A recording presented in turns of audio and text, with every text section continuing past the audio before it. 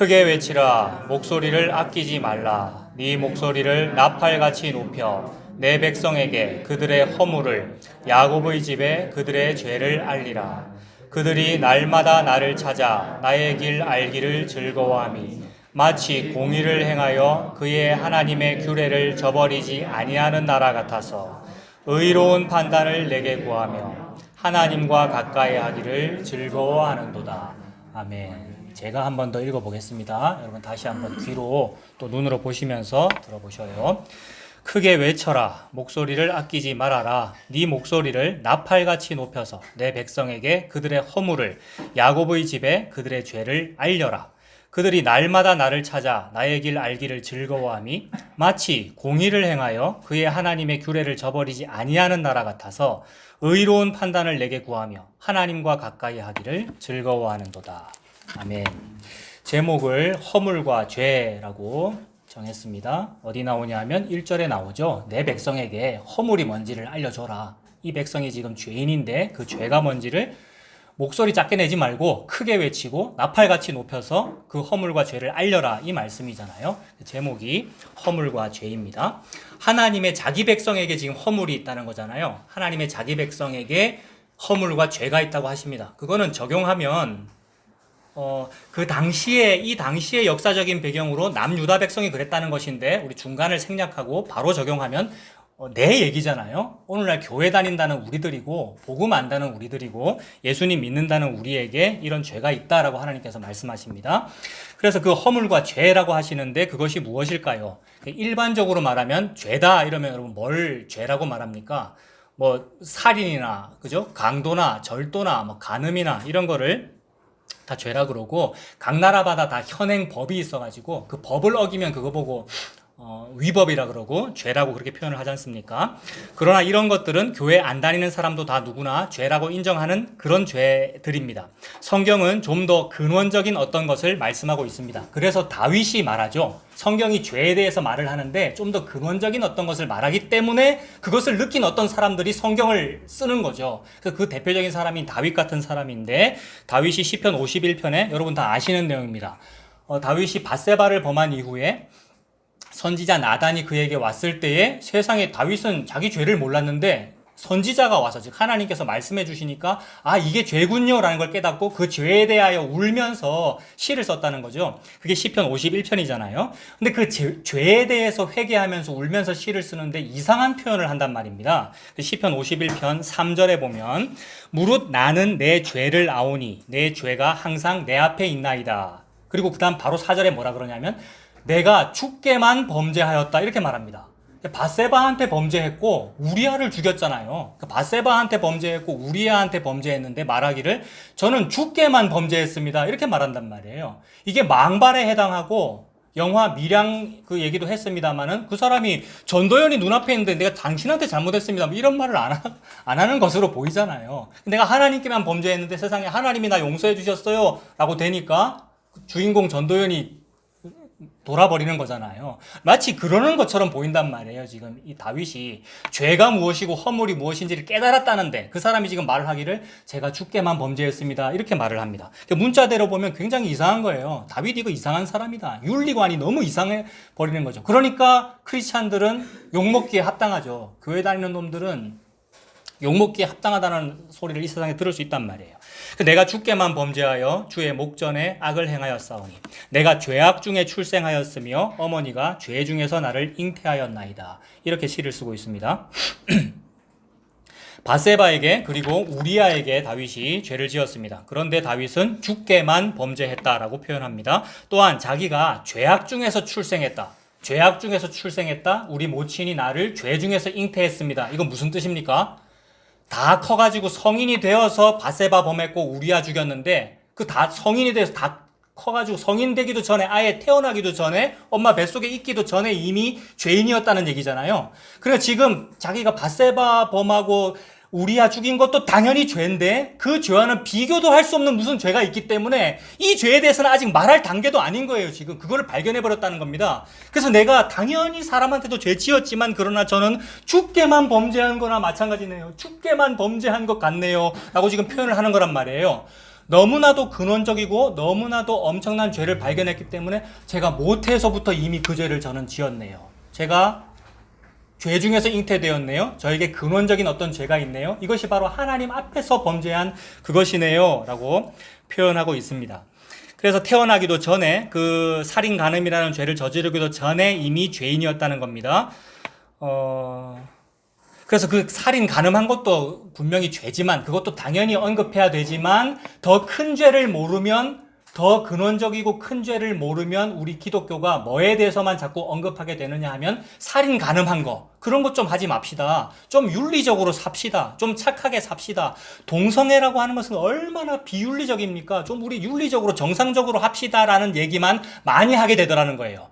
이것은 다윗이 깨달은 요 깨달음에 못 이르는 거죠. 누가? 우리 기독교가. 그런 깨달음에 못 이르렀기 때문에 근원적인 죄에 대해서는 회개할 기회도 없고 회개를 할 줄도 모르고 근원적인 죄에 대해서는 고백할 줄도 모르고 동성애가 나쁩니다. 나는 동성애 하지 않겠습니다. 이러이러한 살인은 나쁩니다. 우리 교회는 그러지 않겠습니다. 이런 누구를 미워하는 건 나쁩니다. 우리는 좀 착하게 살겠습니다. 라면서 성시화 운동하고 거룩할 성자 들어간 거잖아요. 동성애 반대 운동하고 막 그런 활동을 하더라는 거예요. 물론 다 좋은 활동이죠. 그렇게 해서 좀 사회가 바르게 좀 되었으면 좋겠습니다. 그러나 근원적인 죄는 해결이 안 되더라는 거예요.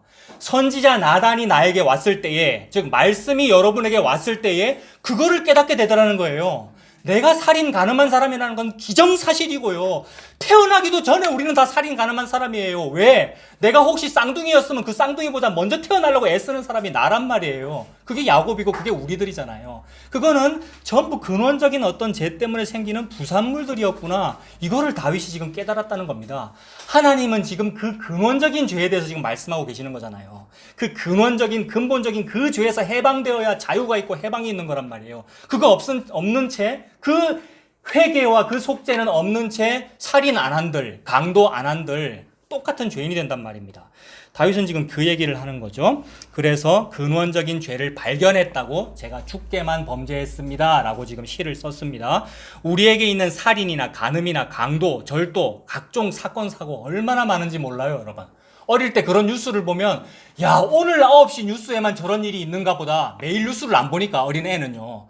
이렇게 끔찍한 일이 오늘만 있는가 보다. 근데 커서 보니까 매일 있어요. 뉴스 틀 때마다 매일 있다고요. 여러분 너무 끔찍한 일이. 이거는 내 속에 그런 일이 있다는 것이고 이건 근원적인 죄도 아니구나. 부산물 쓰레기로서 그냥 저절로 우리에게 매일 나타나는 거구나. 뭐가? 살인, 간음, 강도, 절도, 각종 사건, 사고, 법규 위반. 여러분 이런 것들은 더 근원적인 어떤 죄의 쓰레기 부산물일 뿐입니다. 진짜로 심각한 죄는 따로 있습니다. 진짜 심각한 죄는 뭐냐 하면 이것도 여러분 다 아시는 거니까 읽어드릴게요. 예레미야서 2장 13절 내 백성이 두 가지 악을 행하였나니 곧 그들이 생수에 근원되는 나를 버린 것과 스스로 웅덩이를 판 것인데 그 웅덩이로는 물을 가두지 못할 터진 웅덩이다. 이 말씀이죠. 백성에게 두 가지 죄가 있대요. 살인, 간음 이런 건 당연한 죄고요. 그거 말고 진짜로 근본적인 죄가 두 가지로 표현할 수 있는데 하나는 생수에 근원되는 하나님을 버렸고 생수에 근원되는 하나님을 버렸으니까 생수를 못 마시니까 이 생수를 스스로 마련해야 되기 때문에 목마른 사람이 우물 판다고 맨날 우물을 판다는 거죠. 근데 아무리 파면 팔수록 흙탕물만 나오고요. 막 파재껴니까 흙탕물이 나올 거 아니에요. 게다가 내가 파는 우물은 완벽할 수가 없거든요. 내가 파는 웅덩이는 완벽할 수가 없거든요. 그래서 밑 빠진 독에 물 붓기처럼 밑이 뚫렸다는 거죠. 그래서 아무리 물을 모으려고 해도 자꾸 빠져나가더라. 생수가 없어서 목이 말라서 막 물을 모으는 활동을 하는 건데 그 활동이 우리의 종교 생활이고 법규 잘 지키는 생활이고 바르게 살기 운동본부 무슨 클럽 막 이래서 세상을 바르게 만들려고 하는 건데 다 밑 빠진 독에 물 붓기처럼 빠져나가더라는 겁니다. 생수의 근원이신 하나님을 버린 것과 스스로 생수를 마련하려는 것, 이것이 우리의 근원적인 죄입니다. 선악과를 먹은 것으로 나타납니다. 이게 왜 선악과를 먹은 거하고 이게 같은 거냐 하면 정령 죽으리라 그랬잖아요. 선악과 먹으면. 근데 정령 죽으리라는 그 말씀을 무시하고 먹은 거니까 죽음에 대하여, 죽음이라는 것은 생명과 관련 있는 거잖아요. 그것에 대하여 무시한 거니까 그 생명의 주인이 하나님이라는 거, 하나님 말 안 들으면 죽는다라는 걸 무시하고 먹어버린 거니까 하나님을 버린 거란 말이에요. 그러니까 생명에 근원되는 하나님을 버린 거죠. 그 같은 말이 생수에 근원되시는 하나님을 버린 거지 않습니까? 선악과를 먹었다 이 말이 생수에 근원되시는 하나님을 버린 겁니다. 그래서 생수 근원되는 걸 버렸으니까 스스로 웅덩이를 파는데 스스로 웅덩이를 판다 이 말이 뭡니까? 스스로 나의 부족함을 메꿔보겠다는 거잖아요. 생수가 없으니까, 목이 마르니까 내가 우물을 파겠다는 거니까 스스로 나의 부족함과 부끄러움과 나의 죄를 해결해 보겠다는 겁니다. 그래서 선악과 먹고 나서 스스로 부끄럽다는 것을 발견하고 나서, 그전에는 안 부끄러웠어요. 우리가 다 옷을 벗고 있었는데도. 근데 부끄럽다는 걸 발견하고 나서 뭐를 스스로 입습니까? 무화과 이파리로 된 옷을 입으니까 이것이 내가 스스로 우물 파는 거구나. 똑같죠, 여러분? 예레미야 2장 13절의 그 사건과 선악과를 먹는 사건은 같은 죄를 얘기하는 거라고요. 살인 가늠 같은 것은 나중에 나오는 부산물이고 원래 인간에게 있는 죄가 바로 요거야. 네가 하나님을 싫어했어. 하나님을 너무 좋아해서 네가 하나님을 싫어했어. 이렇게 되는 거라고요. 하나님을 왜 좋아합니까? 너무 부럽거든요. 나도 저렇게 하고 싶거든요. 나도 저렇게 되고 싶어요. 그래서 그걸 죽여야 내가 그게 되겠구나 싶은 겁니다. 누가 꼬셨습니까? 가장 간교한 놈인 뱀이 꼬셨단 말이에요. 이 뱀이 옛뱀, 용, 마귀 사탄이란 말이에요. 사탄이 아주 간교하게 꼬시죠. 하나님이 이거 다 먹지 말라 카드나 이렇게 말했잖아요, 여러분. 얼마나 교묘한지. 다 먹지 말라 카드나. 그러니까 넘어가는 거잖아요, 이미.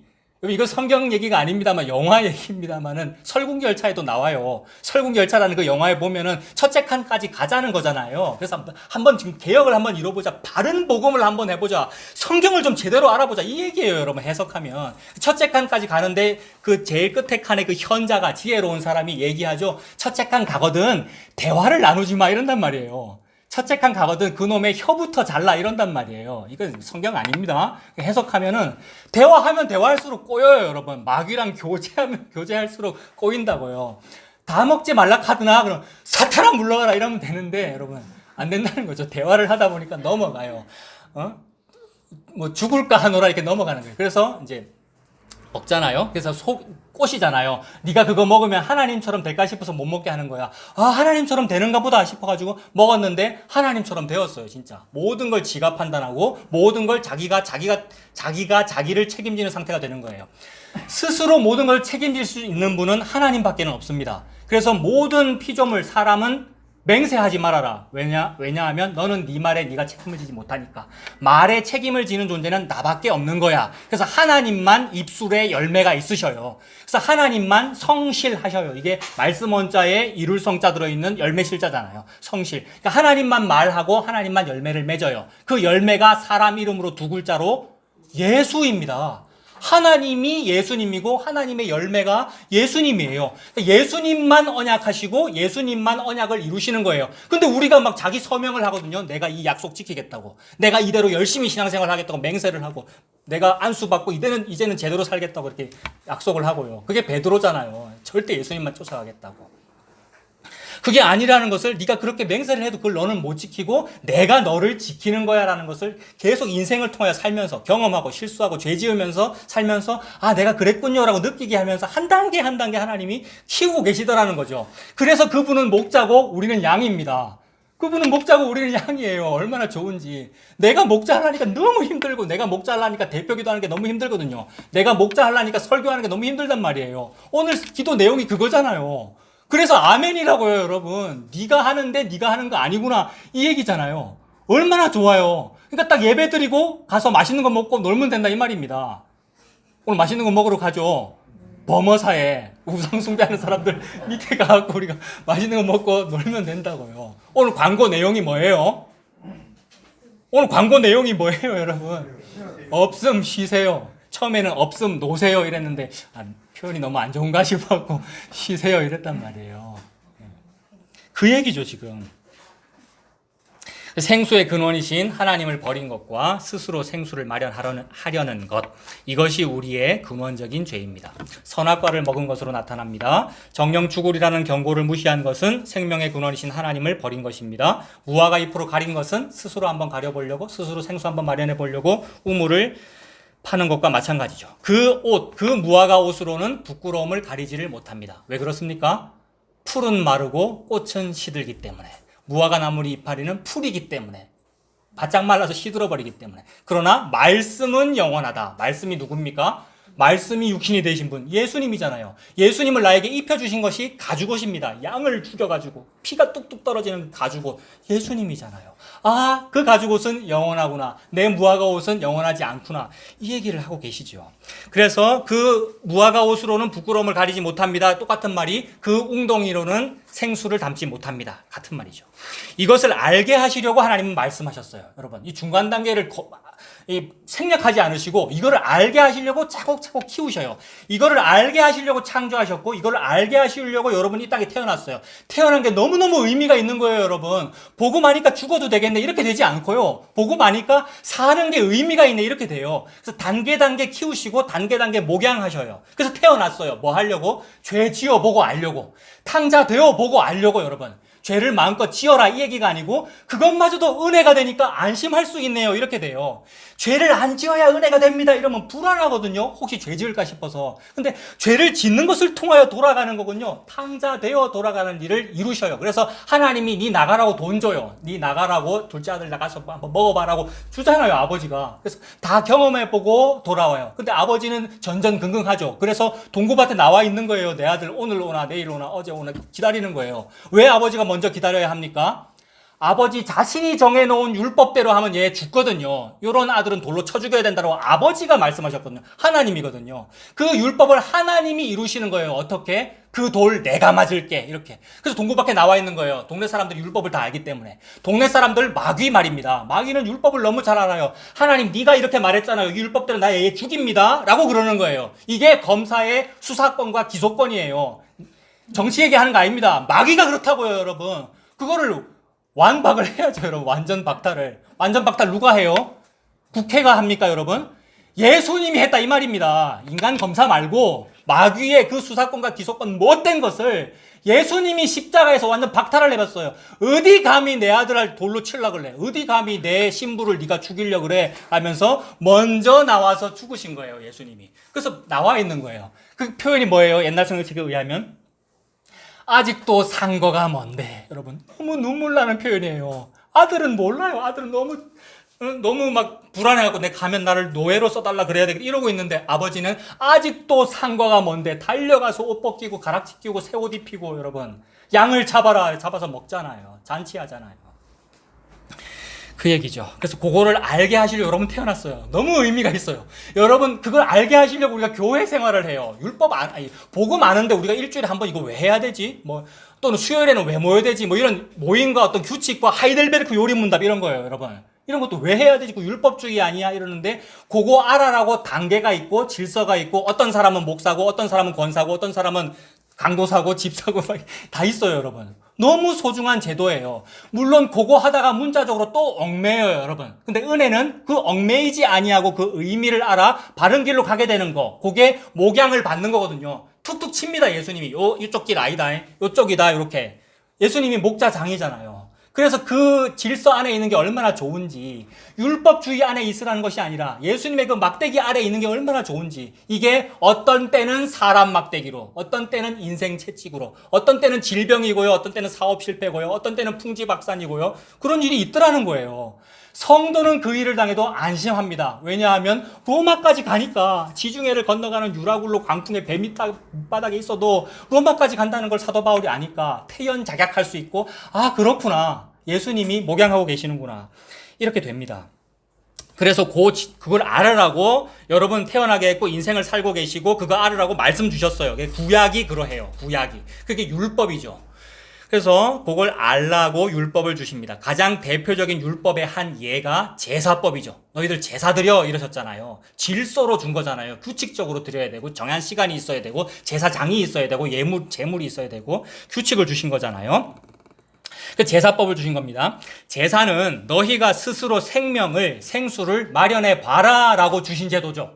너희가 제사 한번 드려봐봐. 너희가 양을 키우고 너희가 소를 잡아오고 해서 제물을 드려봐봐. 네가 네 죄를 해결해봐봐. 네가 네 생수를 한번 마련해 보렴이라는 제도가 제사 제도잖아요. 그래서 그 제물을 죽여서 하나님께 바치면 우리가 생명을 얻습니다. 맞죠? 구약의 율법의 그 뜻은 내가 제물을 죽여서 바치면 하나님으로부터 생명을 얻는다 이 얘기잖아요. 생명을 얻는다 이 말이 생수를 마실 수 있다 이런 뜻이죠. 그러니까 내가 스스로 우물 파서 생수 먹을 수 있네요. 그러니까 뭐를 잘 드리면, 제사 잘 드리면, 재물 잘 바치면 그렇게 된단 말이에요. 그러니까 이미지는 그렇게 준 거예요.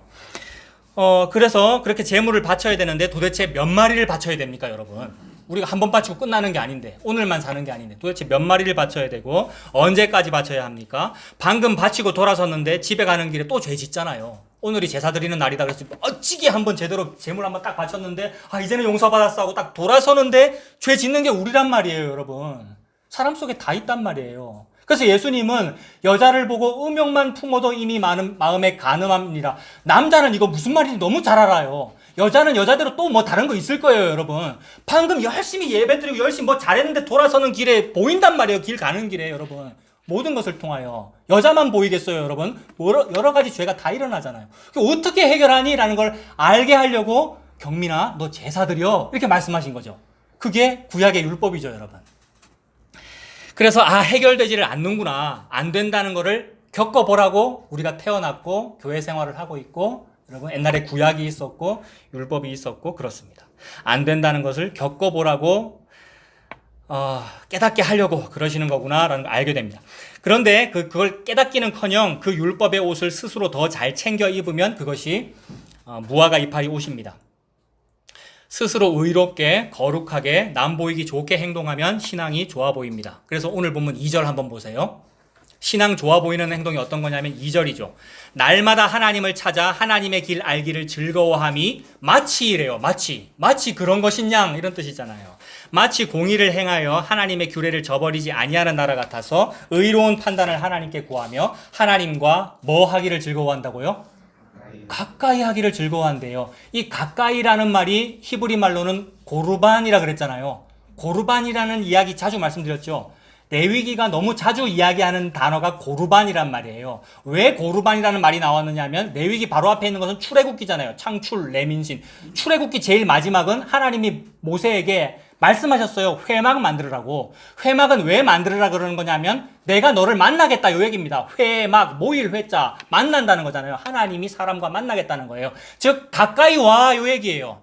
출애굽기 제일 끝은 고르반이야, 가까이 와라고 했는데 모세가 어떻게 돼요? 회막에 성막에 연기가 막 피어오르니까 무서우니까 저 못 가겠어요의 상태로 끝나는 거예요. 출애굽기가. 이게 우리의 상태거든요. 못 가기 때문에 레위기가 펼쳐진 거예요. 레위기가 뭐예요? 고르반 해 요 얘기예요. 너 제사 드려, 제물을 바쳐. 고르반이라는 말은 제물이라는 뜻이고 가까이라는 뜻입니다. 우리가 하나님께 가까이 가려면 제물이 있어야 된다 요 얘기라고요. 그거를 그림자로 준 거죠. 본체가 뭐라는 것을 보여주기 위하여, 예수 그리스도라는 것을 보여주기 위하여 예수님만이 가까이야, 예수님만이 고르반이라고 라는 얘기를 하기 위하여 니들이 고르반 한번 해봐. 네가 키운 양으로 고르반 해봐. 네가 잘 만들어낸 그 소로 네가 잘 만들어낸 기독교 예배 시스템으로 고르반을 한번 해봐. 그래서 열심히 하는 거예요. 우리가 막 고르반 하려고. 근데 그 고르반 하면서 뭐 하는 거예요? 고르반이라는 것은 재물이라는 뜻도 되고 예물, 가까이라는 뜻이 되니까 예물이라는 뜻이 되니까 돈이라는 뜻도 되잖아요. 이 돈을 부모님께는 안 드려도 내가 하나님께 열심히 고르반 했으니까 막 부모님께 효도를 안 할란다, 요렇게 하는 놈들을 야단치잖아요, 예수님이. 고르반의 진짜 뜻은 모른 채 문자대로 고르반 잘했다고 마치 하나님의 백성인 양, 이게 오늘 2절이잖아요. 마치 하나님의 백성인 양, 하나님 앞에서 뭐 잘하는 것인 양 예물 드리고 제사 드리고 예배 드리고 하고 있더라는 거죠. 그래서 마치 하나님께 잘하는 것인 양 가까이 하기를 즐거워하는도다. 고르반 하기를 즐거워하는도다. 이렇게 지금 오늘 보면 2절이 말씀하시죠. 자, 이런 신앙생활이 뭐가 나쁩니까? 당대에 이런 신앙생활하면 다 칭찬합니다. 저 사람은 고르반을 잘하는 사람이야. 저 사람은 하나님께 주일 성수 잘하는 사람이야. 교회에서 이렇게 신앙생활을 하면 다 칭찬합니다. 그런데 문제는 이런 신앙이 살인까지 부른다는 겁니다. 여러분, 겉으로는 이런 사람은 살인 안 할 것 같거든요. 겉으로는 이런 사람 너무 모범적으로 사는 것 같거든요. 근데 그게 살인이라는 얘기를 하는 것이고, 그것 때문에 그게 살인의 근원이 된다는 말씀을 하시는 거예요. 이 근원적인 죄 때문에 나중에 나오는 게 살인, 간음, 온갖 죄악이란 말이에요. 그래서 하나님은 이 꼴로 보는 거예요. 네 그 짓이 그게 살인이야, 이렇게 말씀하셔요. 아까 말씀드렸죠. 그 무화과 옷이라는 근원적인 죄에서 살인이라는 쓰레기 부산물도 나온다고요.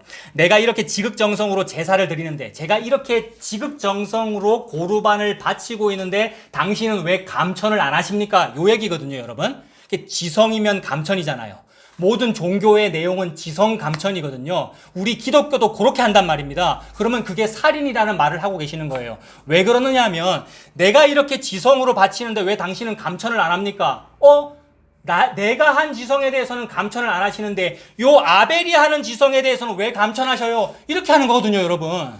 내가 드리는 거는 안 받으시고 왜 제가 드리는 건 제 똑바로 하는 것 같지도 않은데 쟤는 지성으로 하는 것 같지도 않은데 제 거는 왜 받아요? 가 살인이에요. 실제로 돌로 쳐 죽이지 않아도 이거 시작한 것 자체가 이미 살인이라는 말이에요. 미워만 해도 이미 살인한 것이다. 마음의 음욕만 품어도 이미 간음한 것이다. 예수님은 그러시잖아요. 그래서 하나님은 이 꼴로 보는 거라고요. 너의 그 고르반 잘하겠다는 거, 마치 그렇게 사는 것처럼 하는 거, 그게 살인이야. 이걸 내가 얼마나 많이 했는데요. 얼마나 많이 하고 있고요. 전부 살인자들인 거예요, 여러분. 우리가 외식하고 있고 연기하고 있는 게 그게 살인이야. 거기서 해방되어야 네가 자유할 수 있어라는 말씀을 하나님 하시는 거죠. 그래서 내 거는 왜 안 받아줍니까? 내가 이렇게 나 진심으로 그거 한 건데요. 나 진짜 복음을 위해서 그렇게 한 건데요. 라는 자기 자랑이 나오는 거. 그게 살인이더라는 겁니다. 내 재산은 안 받아주면서 왜 저 사람 재산은 받아줍니까? 라고 가인이 아벨을 죽인 것. 이것이 살인이죠. 그래서 오늘 본문 한번 가보세요. 오늘은 2절까지만 읽었습니다만은 다음 주 3절 볼 겁니다만 3절 한번 보십시오. 오늘 본문 밑에 3절에 우리가 금식하되 어찌하여 주께서 보지 아니하시오며 우리가 마음을 괴롭게 하되 어찌하여 주께서 알아주지 아니하시나이까. 이거 정확히 가인의 마음하고 같은 거죠. 이게 지금 남유다 백성의 마음이기 때문에 그게 살인이야. 남유다 백성이 요 마음 가지고 있기 때문에 바로 위에 있는 북쪽이 잘하거나 무슨 일 있으면 시기 질투한단 말이에요. 동족끼리. 그렇게 되는 거잖아요. 자기 민족 안에서도 마찬가지고 성도끼리 마찬가지고 교회 안에서 마찬가지고 그 얘기하는 거잖아요. 열심히 하는 사람이 그게 살인 많이 하는 게 되어버리니 네 근원적인 죄가 해결이 안 됐구나. 이 말씀을 지금 하나님 하시는 거죠. 그래서 거룩하게 사는 거, 교회에서 신앙 좋게 행동하는 거 얼마나 좋습니까마는 자기 자신의 상황을 한번 잘 생각해 보십시오. 그러니까 자기 자신의 현 상황을 잘 모르기 때문에 그냥 열심히 하는 게 좋은 거 아닌가? 요 생각을 하게 되더라는 거예요. 그래서 우리는 예배를 잘 드리려고 살인을 할 사람들입니다. 내가 바로 그 가인이구나. 내가 바로 이 유대 백성이구나. 내가 하나님께 예배를 잘 드리려고 방해가 되는 어떤 사람을 죽여버린 거구나. 내가 하나님께 예배를 잘 드리려고 방해가 되는 어떤 사람을 죽여버렸다고요. 그 방해되는 사람이 누굽니까?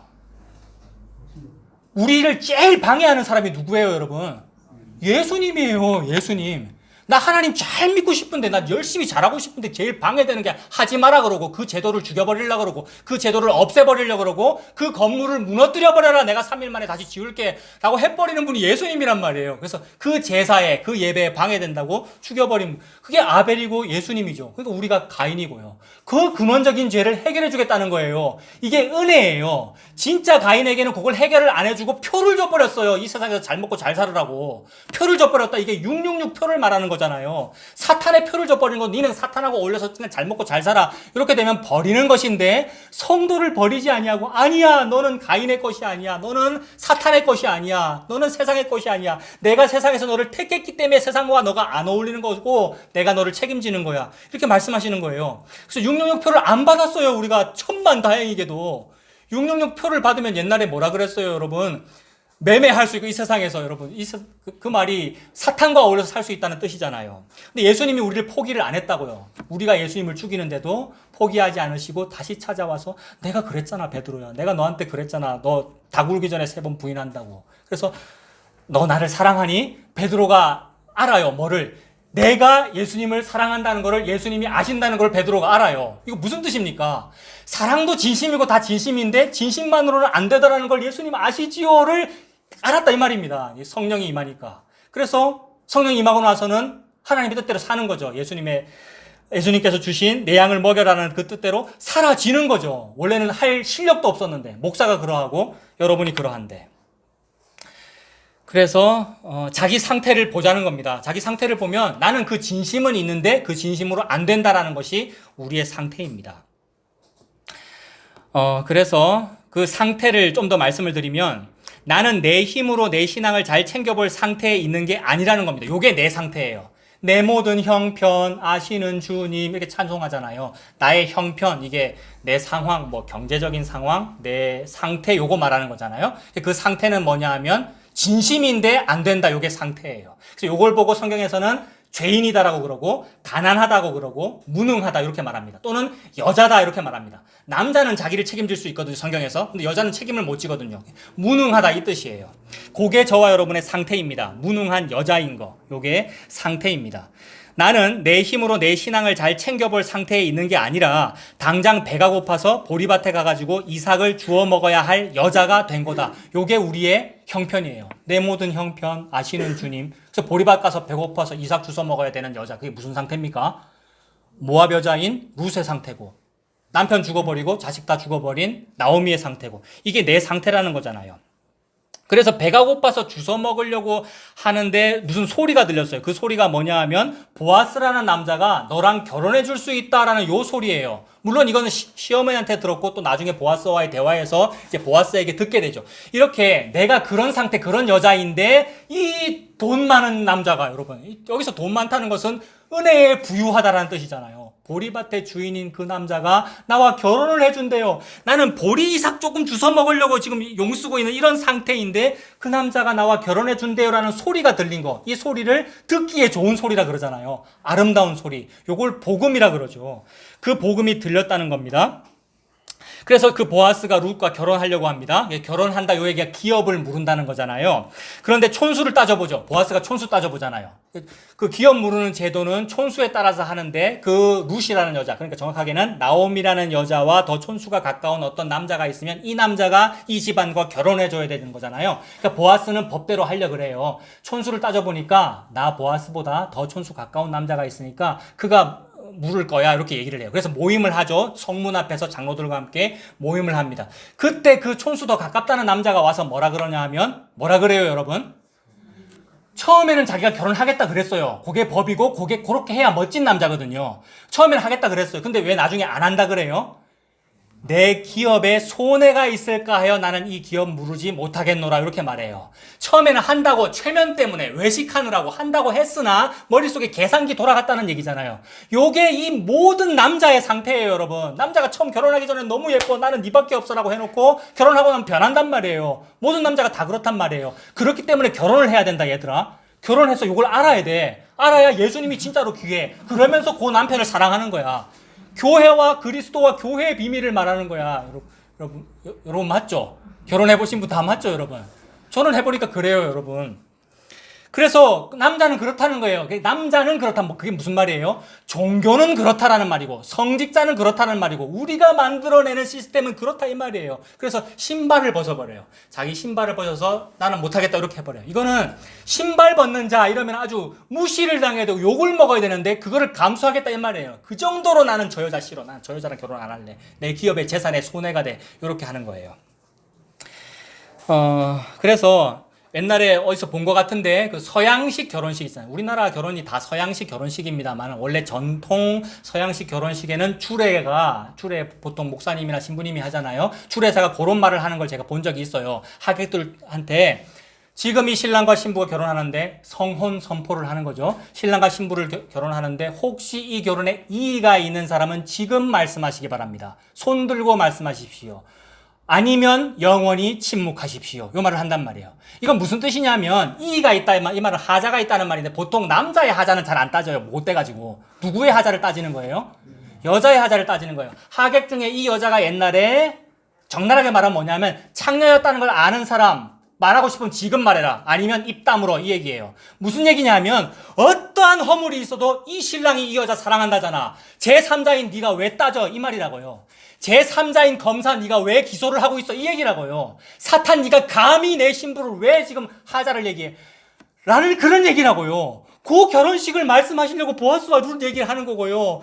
이 비밀이 크도다. 나는 지금 교회와 그리스도에 관하여 말하노라라고 말씀하시는 거예요. 그거에 대하여 저 여자 하자 있는데요. 난 안 해. 라는 망발을 하는 놈이 그 놈이에요. 촌수 가깝다는 놈. 촌수 가깝다는 놈이 우리가 늘 좋아하던 어떤 남자예요. 우리가 늘 지극정성으로 하던 그 교회 생활이고 그 율법주의란 말이에요. 그 놈은 나를 버립니다. 지 살겠다고. 근데 예수님은 나를 안 버리고 나와 결혼해 주잖아요. 전부 침묵해. 하자를 알아? 어디 감히 그런 걸 말을 하고 있어. 가만히 있어. 내가 책임지는 거야. 여러분 너무 좋은 거예요. 그래서 남자의 프로포즈는 너무 멋있는 거예요. 저는 제대로 안 해봤습니다만 여러분. 남자의 프로포즈는 왜 멋있는 거냐면 다 쳐다보고 다 다 다른 사람이 알고 다른 사람이 이 여자에 대해서 다 알고 하자도 다 아는데도 이 남자가 다 무릅쓰는 거예요. 부끄러움을 다 무릅쓰고, 그리고 부끄러움은 무릅쓰는데 안 부끄러운 거예요, 남자는요. 그거를 여자가 겪으면 기분이 좋은 거예요. 세상에 이 부끄러운데 이 남자가 이 부끄러움은 무릅쓰고 안 부끄럽다고 느끼네, 나한테 꽃을 들고 무릎을 꿇네, 이런 얘기잖아요, 여러분. 아, 내가 여자가 아니라서 표현을 잘 못하나? 여러분, 집사람이랑 사귈 때 여러분, 그 집에 가갖고 했단 말이에요, 여러분. 우리 장인 장모님 계시는데, 내가 옛날에는 분명 확실히 차서 요 얘기를 했는데 자꾸 아니라 그러더라고요. 그날 제일 좋아하는 사람은 우리 집사람이에요. 분명히 그랬거든. 오빠 너무 멋있었어 이랬단 말이에요, 며칠 뒤에. 여러분, 그거란 말이에요. 우리 예수님 너무 멋있단 말이에요, 여러분. 하객들 앞에서 다 조용히 안 해 이래버린 거예요. 내 여자라고. 뭐가? 모압 창녀가, 여러분. 모압 여자는 개 같은 여자예요. 창녀로 여겨지는 여자고. 창기의 친구잖아요, 우리 예수님이. 세리의 친구고 죄인의 친구고 우리 예수님이. 문둥병자를 붙잡고 안아버린 상태잖아요. 문둥병자는 멀리 해야 되는 존재인데, 이스라엘 사람들은. 그게 우리의 구원이고, 그게 우리의 신앙생활이고, 그게 교회 생활이고요. 그게 예수님 믿는 것이고요. 복음이 들렸다라는 얘기는 그 얘기입니다. 예수님이 내 신랑이다. 나는 모압 여자인데. 그 얘기죠. 이게 결혼의 아름다움입니다. 그래서 요걸 알기 때문에 성도는, 그 성도가 그 신부이기 때문에 입 다물고 잠잠한 것이고요. 무조건 가만히 있어 요 얘기가 아니고요. 스스로 나오는 겸손이 있을 수 있는 거예요. 자의적 겸손 말고요. 그리고 내 죄를 알기 때문에 어떤 또 다른 사람이 그 은혜를 받을 때에 아멘 하며 동의할 수 있는 거예요. 저 사람은 저런 은혜 받으면 안 되는데요, 이런 말이 못 나오는 거예요, 여러분. 그래서 제가 예를 들어서 이런 거 말씀드리는데, 옛날에 인천에 어떤 불우유 돕기 그런 일이 있었다 그랬잖아요. 어떤 남자가 자기 애 데리고 마트 가서 뭘 훔치는 장면이 찍혔단 말이에요. 근데 알아봤더니 너무 가난한 사람이더라 이래서 막 불쌍해가지고 사람들이 돈 주고 이랬는데, 결국 또 알아봤더니 또 뭐예요? 그놈이 사기였다라는 얘기잖아요. 그런 상태에서 사기라는 걸 다 알아도 주는 분이 예수님이다, 요 얘기라고요. 그래서 교회의 연보는 그렇게 하는 거예요, 여러분. 따져가지고 요 사람이 진짜 불우연 맞으니까 도와줍시다가 아니고, 저와 여러분이 버린 돈을 가지고 예수님이 속아 넘어가면서 준 거라, 요 얘기입니다. 그게 결혼식이라고요, 여러분. 이 결혼의 아름다움이에요. 이 신부가 사기치고 있다는 걸 알면서 결혼한 거예요. 그게 호세아서예요. 호세아랑 고멜이 결혼했다고요. 그래서 태어나는 애들은 이 신랑의 씨가 아니에요. 그래도 자기 씨예요, 예수님이. 내 아들이라 그래요. 그래서 로자를 떼버려요. 루하마와 로암미에서 로자 떼버리고 내 성을 붙인단 말입니다, 예수님이. 너는 내 씨야, 이렇게 되는 거예요. 하나님이 너는 내 씨야 이러면 내 씨인 거예요. 우리가 하나님의 아들, 딸이 된 거예요. 하나님의 권속이다. 이게 얼마나 은혜인지. 덮어주심의 은혜잖아요. 근데 검사는, 마귀는, 그리고 은혜 받지 못한 신자라는, 은혜 받지 못한 교인이라는 사람은 이걸 따져요. 아닌데요. 저 사람은 무슨 문제가 있는데요. 이렇게. 그게 나고 우리들인데, 자기 자신을 보고 바로 그것도 여기 나오는 그 허물과 죄잖아요. 내가 그렇게 따지고 그렇게 따지는 그것마저도 여기 나오는 그 허물과 죄잖아요. 그것도 덮었다는 얘기니까 은혜밖에 없어요. 그러한 나를 신부로 맞이하셨구나. 그래서 사탄은 말을 하는 거예요. 자꾸 저와 여러분에게. 내 속에도 계속 그 소리가 들려오거든요. 계속해서 들려오는데, 이게 가장 약한 고리를 공격하는 겁니다. 저와 여러분의 가장 약한 고리를 공격하는 거라고요. 저와 여러분들은 광야길을 걷고 있어요. 40년 광야길. 이쪽 방향으로 가야 되겠죠. 그러니까 가나안 땅 쪽으로, 그러니까 예수님 쪽으로, 천국으로 걸어가고 있는데, 걸어가고 있는 이 모습에서 가장 약한 곳이 어디겠습니까? 가장 약하다 이 말은 좀 뒤처졌다, 뒤처졌다, 꽁문이다, 이런 뜻이에요. 가장 약한 곳, 이렇게 걸어가니까 여기가 가장 약해요. 여기가 어디입니까, 여러분? 여기가 발 뒤꿈치. 그래서 옛뱀은 발 뒤꿈치를 무는 거예요. 이게 아말렉이거든요. 이스라엘 사람들이 광야 생활할 때 제일 뒤에를 쳤다고. 제일 약한 놈, 여러분, 제일 약한 놈. 마귀가 제일 약한 고리를 딱 쳐요. 뭐를? 차 목사, 니 옛날에 뭐 했잖아, 요 얘기란 말이에요. 차 목사, 니 속에 뭐 있잖아, 요 얘기란 말이에요. 여러분, 검사가 여러분 속에 다 그래. 자기 속에 요게 잘 안 들리는 사람은 이게 자존감이 높아서 그런다는, 저는 잘 모르겠어요, 여러분. 저보고 자존감이 낮다고 많은 사람들이 그러거든요. 저 인정해요. 근데 그것마저도 안 되는 걸 어떻게 해요, 여러분? 안 되는 걸 어떻게 해요가 제사를, 율법을 준 이유란 말이에요. 그래서 안 되는 걸 알고 어떻게 하면 됩니까? 안 되니까 숨으면 된단 말이에요. 예수님 믿으면 되고, 예수님 속에 숨으면 되잖아요. 내가 이래요, 예수님, 나의 정신 상태가 이래요 라고. 그래서 그 약한 고리를 치는 놈을 밟아 죽인 분이 예수님이잖아요. 뒤꿈치를 물려가며 뒤꿈치를 물려가며 뱀의 머리를 밟아 이긴 분이 예수님이에요. 그게 결혼식이에요. 어디 감히 내 신부의 약한 고리를 공격하고 있어. 어디 감히 하자를 얘기하고 있어. 이 얘기라고요. 내가 기업을 모르겠어. 누구 앞에서? 하객들 앞에서. 많은 사람이 보는 앞에서. 이 얘기잖아요. 그 성문 앞에서 장로들 보는 앞에서 보아스가 그랬거든요. 이게 얼마나 은혜인지. 저와 여러분을 보호하고 계시고 성도를 그렇게 보호하더라는 거예요. 그 보호에 내가 박수치며 동의한 겁니다. 모든 피조물은 다 동의해요, 여러분. 이미 우리 앞에서 살펴봤죠. 성도가 요기를 갈 때 산과 들이 화석류가 나무가 산과 들이 박수친다고요. 하객들인 거죠. 그러니까 하객들. 결혼식에 박수치고 있는 거예요. 그래서 사탄은 그리고 죄는 말합니다. 나 저 여자를 알아요. 내가 저 여자 창녀촌에서 봤어요. 저 여자 과거에 이런 죄인이에요 라는 얘기를 하더라는 겁니다. 당신이 저 여자와 결혼하면 당신 기업에 손해가 됩니다 라고 말하기 때문에 아까 그 촌수 가까운 사람 보고 계산한 거예요. 아 맞네, 나 결혼 안 해. 이렇게 된 거예요. 우리는 이 검사의 수사권과 기소권이 무섭습니다. 사탄이에요. 그래서 우리가 사탄의 그런 평판을 안 들으려고 창녀라는 소리 안 들어봐야지 라고 하려고 자꾸 숨기는 거예요. 이미 창녀인데 그 평판을 안 들어보려고 아까처럼 가까이 하기를 즐거워하고 주의 길을 따르려 하고 규례를 지키려 하고 하더라는 거예요. 그게 2절이에요. 그리고 호세아 6장에도 나와요. 우리가 여호와를 알자, 힘써 여호와를 알자. 오늘 보지는 않겠습니다만 호세아 6장에 너무 좋은 말씀이잖아요. 우리가 아는 말씀. 여호와를 알자, 힘써 여호와를 알자. 이 말씀. 저 어릴 때 수련회 주제도 있고 그랬단 말이에요. 그 말씀 문자대로는 너무 좋은 말씀이지만 그 전체 문장은 무슨 뜻이냐 하면 니들이 요런 상태로 여러분 모이세요. 여호와를 압시다. 힘써 여호와를 압시다. 라고 말하는구나. 라는 책망이란 말이에요. 그러니까 오늘 보면 2절하고 똑같잖아요. 그렇게 열심히 했던 이유가 처음 출발은 뭐냐 하면 요 평판 안 들으려고 그러는 거예요.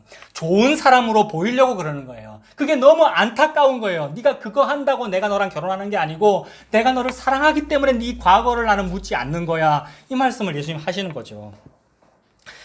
그래서 날마다 하나님을 찾아서 하나님의 길 알기를 즐거워함이 마치 공의를 저버리지 아니하는 나라 같아서 하나님 가까이 하기를 즐거워하는도다 라고 하는 요게 우리의 허물과 죄가 됩니다. 여기 일부러 요걸 해야 되는 그 일에서 우리가 노임을 받았습니다. 이 죄에 속으면 결국 살인이 납니다. 그게 가인 아벨이잖아요. 결국 살인 나와요. 여기서 미움, 시기, 질투, 경쟁 다 나와요. 요거 하니라고 교회는 교회 안에서 경쟁합니다, 여러분. 그래프 붙이고요.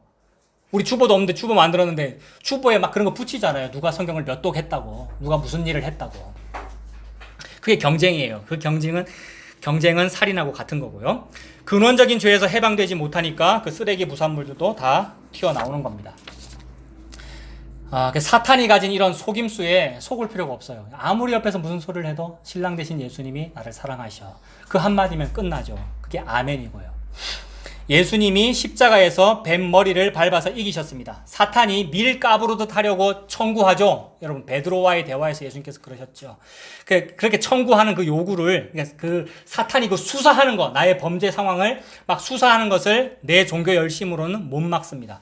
책임져 주시는 예수님께 숨으면 됩니다. 사나 죽으나 나의 유일한 위로나. 사나 죽으나 나의 유일한 위로. 하이델베르크 1문답이에요. 사나 죽으나 당신의 유일한 위로는 무엇입니까? 사나 죽으나 나의 몸도 영혼도 내 것이 아니고, 그러니까 내가 내 소유도 아니고 사탄의 소유도 아니고. 사탄은 마치 지 것인 양 막 얘기를 하는 거거든요. 왜 지 것인 양 주장할 수 있느냐면 사탄이 권리가 있어요. 왜 그러냐면 지 말을 내가 들어줬거든요. 선악과 먹으면 된다는 걸 내가 들어줬거든요. 그래서 주장합니다만은 예수님이 나는 내 것도 아니고 사탄 것도 아니래요. 바로 예수님의 거래요. 이게 하이델베르크 인문담이거든요. 우리가 나 자신이 내 소유가 아니고 예수 그리스도의 소유라는 사실, 이것이 우리의 사나 죽으나 유일한 위로입니다. 살아도 이게 위로고요. 죽어도 이게 위로라고요. 사는 동안만 이게 위로인 거는 맞는데 죽어도 그게 위로라는 얘기예요. 살아도 되고 죽어도 된다는 얘기잖아요. 안심이라는 얘기잖아요. 그래서 방금 그 사탄이 청구할 때 예수님께서 하신 말씀이 이거죠. 이거 전에 다 봤습니다. 누가복음 22장 31절. 시몬아 시몬아 보라 사탄이 너를 밀가부르듯 하려고 요구하였으나 그러나 내가 너를 위하여 네 믿음이 떨어지지 않기를 기도하였노니 라고 말씀하셔요. 그러니까 우리의 믿음을 예수님께서 기도하고 계시고 책임진다는 말씀이죠. 예수님께서 내 믿음을 위해서 기도하시고 성령님께서 말할 수 없는 탄식으로 기도하고 계시니 안심할 수 있습니다. 모세의 팔은 피곤해서 어떻게 됩니까? 모세의 팔은 피곤해서 내려와도 괜찮다는 얘기예요. 왜냐하면 원본이 예수님이니까. 그래서 모세의 팔 안 내려오게 아론과 홀이 붙잡았다는 얘기는 예수님께서 십자가에 못 박히셨다는 얘기예요. 그래서 예수님 팔이 붙잡혔잖아요. 예수님 팔이 안 내렸단 말이에요. 그래서 저와 여러분의 종교적인 열심이라는 팔은 내려와도 괜찮아요. 내려갈 수밖에 없어요. 근데 예수님 팔은 안 내려오더라는 거예요. 그래서 대제사장이 그런 의미로 팔을 들고 여호와는 그 얼굴빛을 네게로 향하여 드사라고 축도하는 겁니다. 그곳에 원본이라는 걸 보여주시려고 예수님께서 십자가에서 팔 들고 돌아가셨고, 그리고 결국 마지막 누가복음 제일 끝이 예수님 승천하시는 장면인데, 승천하시는 모습이 어떻느냐 하면 베다니 쪽 해서 예수님 승천하시는데 팔을 들어, 여러분 두 팔을 들어 축복하시고 가신단 말이에요. 그 축복하는 모습을 우리가 마지막으로 본 거예요. 예수님 모습. 그러니까 대제사장이죠, 예수님께서. 지금 우리가 하는 말의 요점은 이러한 대제사장이 우리에게 있다는 것이라, 히브리서. 그래서 예수님이 팔 들고 축복하신 거예요. 예수님이 축도자인 거예요, 그러니까. 그거를 보라고 목사는 축도하는 거예요, 여러분. 예수님이라는 것을. 예수님을 보라고. 예수님께서 저와 여러분을 위해서 팔 들고 계시니까 우리 팔은 내려가도 괜찮다는 거예요. 목사는 그 몇 초 축도하다가 팔 아파서 또 내려요, 여러분. 목사는. 그게 우리의 종교 열심이고요. 마무리하겠습니다. 모세의 팔은 피곤해서 내려와도 괜찮습니다. 여러분의 팔은 피곤해서 내려와도 괜찮습니다. 이제는 자고 쉬어라. 이 말씀이 얼마나 좋은지, 예수님께서. 이제는 자고 쉬어라. 예수님께서 말씀하십니다. 우리의 허물과 죄를 십자가에서 책임지셨습니다. 이게 나팔같이 높여서 외쳐라, 이 얘기입니다. 1절, 여러분 오늘 1절 봤는데 나팔같이 허물과 죄를 알려라라고 했는데, 나팔같이 그걸 외치는 일이 어떻게 벌어지느냐 하면 희년에 벌어지고, 안식년에 벌어지고, 여러분 포로 회복할 때 벌어지고, 나팔절에 벌어지고, 대속죄일에 벌어진단 말이에요. 대속죄일이라는 것은 속죄가 일어나는 어마어마하게 큰 날, 이 얘기잖아요. 예수님 십자가인데 그게 나팔절이라 이 얘기예요. 나팔절이면 나팔 불거든요. 왜 나팔 붑니까? 너희의 허물과 죄가 이렇게 사해졌다라고, 그 허물과 죄가 뭔지를 알려주고 사해졌다, 이 얘기예요. 이게 희년이에요. 포로 회복되는 순간이고. 그래서 이 말씀이 오늘날 너희 귀에 응하였느니라 이러셨잖아요, 예수님께서 회당에서. 나팔 분 거예요. 나팔같이 높이 외치래요, 이 허물과 죄가. 그리고 성도에게 이것이 사해졌다고. 이게 나팔절이다, 대속죄일이다, 희년이다라고 나팔을 부는 겁니다. 에베소 2장 1절, 그는 허물과 죄로 죽었던 너희를 살리셨도다. 허물과 죄로 죽었던 너희를 살리셨도다. 이 은혜 속에서 살아가는 저와 여러분 되시기를 바랍니다. 기도하겠습니다. 하나님 아버지, 우리는 다 선악과를 먹은 자기 죄로 인해서 허물과 죄로 이미 죽었습니다. 그 죽었던 우리를 예수님의 십자가 보혈로 살리셨군요. 그렇게 나와 결혼해 주셨군요. 신부가 되어서 이 어린 양의 보혈의 공로만 믿고 살아가는, 이 은혜 속에서 살아가는 우리가 되도록 하나님 인도하여 주시옵소서. 예수님 이름으로 기도합니다. 아멘.